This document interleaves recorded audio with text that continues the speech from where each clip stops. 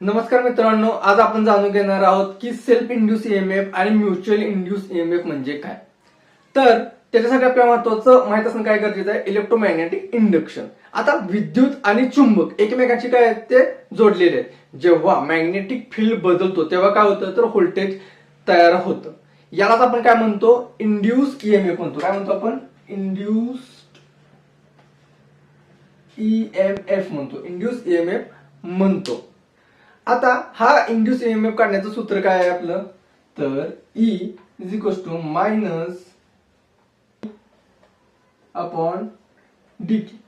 या सूत्रानुसार आपण आपला इंड्यूस ईएमएफ काढतो. आता याच्यामध्ये काय म्हणतो गोष्ट, तर फ्लक्स बदलला की काय होणार, ईएमएफ तयार होणार आहे. आता काय आहे तर कॉइल म्हणजे काय, आता हे कॉइल मध्ये काय असतो तर करंट दिला की काय होतं तर त्याच्यामध्ये इलेक्ट्रोमॅग्नेटिक किंवा इलेक्ट्रोमॅग्नेट बनतं. म्हणजे काय, करंट जर आपण कॉइल मध्ये वाढवला तर काय होणार, तर मॅग्नेटिक फील्ड तिथे वाढणार आहे, इन्क्रीज होणार आहे. जर करंट कमी केला तर मॅग्नेटिक फील्ड सुद्धा कमी होणार आहे. म्हणजे काय, करंट चेंजवर मॅग्नेटिक फील्ड चेंज होत असतो. तर आजच्या व्हिडिओचा पहिला टॉपिक काय, तर सेल्फ इंड्यूस ईएमएफ म्हणजे काय. तर आपण काय केलेलं आहे, एक कॉइल घेतलेली आहे, आपण अशी एक कॉइल आहे आणि तिला काय केलंय आपण, बॅटरीचा सप्लाय दिलेला आहे, पॉझिटिव्ह निगेटिव्ह हा बॅटरीचा सप्लाय दिलेला आहे. आता इथे काय होणार आहे, ही आपली काय कॉइल आहे, ही कॉइल आहे असं तुम्ही धरून चाला. ही आपली बॅटरी आहे, हा पॉझिटिव्ह टर्मिनल हा निगेटिव्ह टर्मिनल. आता इथे काय होणार आहे, ज्यावेळी आपण इथे एक स्विच करू, ज्यावेळी आपण हा स्विच ऑन करू त्यावेळी काय होणार आहे, या स्विच ऑन करू त्यावेळी काय होणार आहे की याच्यामध्ये करंट फ्लो होणार आहे. आणि करंट फ्लो झाल्यानंतर ही कॉइल कशा प्रकारे काम करणार आहे, तर याच्यामध्ये मॅग्नेटिक फील्ड तयार व्हायला सुरुवात होणार आहे. आणि त्याच्यामुळे काय होतं, फ्लक्स बदलतो. त्यामुळे काय होतं, कॉइलमध्ये ईएमएफ तयार होतो. आणि कॉइलमध्ये ईएमएफ तयार झाला की तो ईएमएफ काय करणार आहे, याच्यातून वाहणारा जो करंट आहे त्याला काय करणार आहे, तो अपोज करण्याचं काम करणार आहे.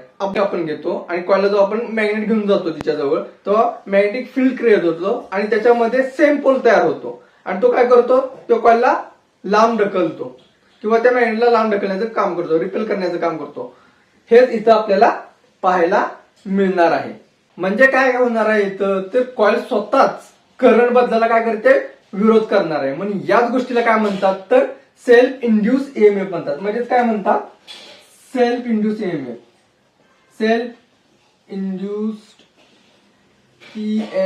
यातला पहिला भाग सेल्फ इंड्यूस ईएमएफ. आता सेल्फ इंड्यूस ईएमएफ साठी आपल्याला फॉर्म्युला काय, is equal to minus L upon D I upon dt. Minus sign काय सांगतं आपल्याला, लेन्स लॉ सांगतं. हे आपण माझ्या प्रिव्हियस व्हिडिओ मध्ये आपण पाहिलंय की लेन्स लॉ म्हणजे, तुम्ही पाहिलंय का की आपण फॅन चालू करतो तर सुरुवातीला काय होतं, त्या फॅन मध्ये करंट त्याच्यात एंटर करायला लागतो. पण त्यावेळी कॉइल काय करते, त्या करंटला अपोज करण्याचं काम करते. नंतर आपण ज्यावेळी तो स्विच ऑफ करतो त्यावेळी काय होतं, त्यामध्ये स्पार्किंग होताना कधी कधी आपण पाहिलेलं आहे. याचं कारण काय आहे, तो कॉइल मध्ये जो करंट आहे तो टिकवण्यासाठी ती कॉइल काय करते, ईएमएफ तयार करते. त्यालाच काय म्हणतो आपण, सेल्फ इंड्यूस ईएमएफ असं म्हणतो. आता सेल्फ इंड्यूस ईएमएफ नंतर आपल्याला माहित पाहिजे ते सेल्फ इंडक्टन्स म्हणजे काय. सेल्फ इंडक्टन्स म्हणजे कॉइल मध्ये करंट बदलला की ईएमएफ काय होतो, तयार होतो. पण जर जास्त टर्न असतील तर काय होणार आहे, आपल्याला जास्त इंडक्टन्स तिथं मिळणार आहे. म्हणजे कसं आहे, आयरन कोर हे काय करते, जास्त इंडक्शन तयार करते.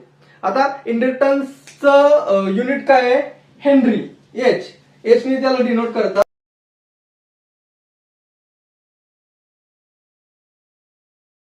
इंडक्टन्सचं युनिट आहे. आता आपण पाहणार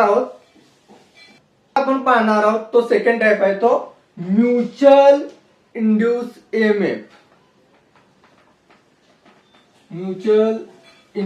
ईएमएफ. आता काय आहे तर याच्यामध्ये काय तर दोन कॉइल्स असतात. कॉइल ए आपण एक कॉइल घेतलेली आहे आणि बी कॉइल घेतलेली आहे. आता मॅग्नेटिक फील्ड चेंज म्हणजे होतं काय नक्की आधी ते माहिती बघूया. कॉइल ए मध्ये जर करंट चेंज झाला तर त्याच्यामुळे काय होणार आहे, मॅग्नेटिक फील्ड सुद्धा काय होणार आहे, चेंज होणार आहे. आणि कॉइल बी मधून काय होणार आहे, फ्लक्स चेंज होणार आहे. आणि कॉइल बी मध्ये काय होणार आहे, पुन्हा ईएमएफ तयार होणार आहे. यालाच काय म्हणतो आपण, म्युच्युअल इंड्यूस ईएमएफ असं म्हणतो. म्हणजे याचं उदाहरण काय तर ट्रान्सफॉर्मर आहे. आपण काय पाहिलेलं आहे की ट्रान्सफॉर्मर मध्ये 2 कॉइल्स असतात. एक ट्रान्सफॉर्मर आहे हा, इथे आपण काहीतरी प्रायमरी वाइंडिंग आहे व इथं माझी सेकंडरी वाइंडिंग आहे. ज्यावेळी या कॉइल मधील या ए कॉइल आणि या बी कॉइलला ए कॉइलला आपण काय करतोय तर करंट फ्लो करतोय.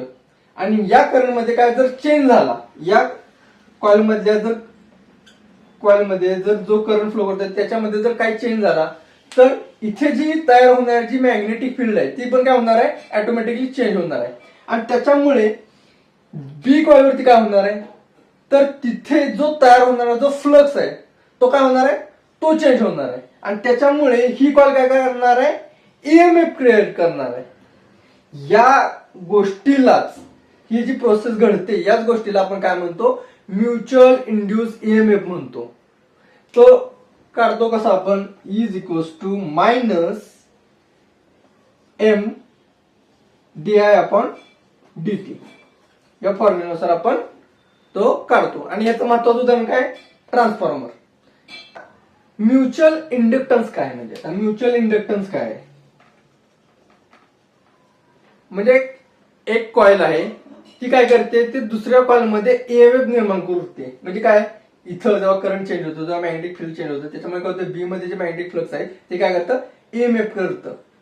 यालाच काय म्हणतो आपण तर म्युच्युअल इंड्यूस ईएमएफ म्हणतो. पण कॉइल जितकी जवळ असेल, म्हणजे या 2 कॉइल जितक्या जवळ असतील तितकं काय असणार आहे, कोअर चांगलं असणार आहे. आणि त्याच्यामुळे काय होणार आहे, म्युच्युअल इंड्यूस ईएमएफ चांगला आपल्याला मिळणार आहे. आता आजचा व्हिडिओ तुम्हाला कसा वाटला, आवडला असेल माझ्या चॅनलला लाईक करा, शेअर करा आणि सबस्क्राईब करा.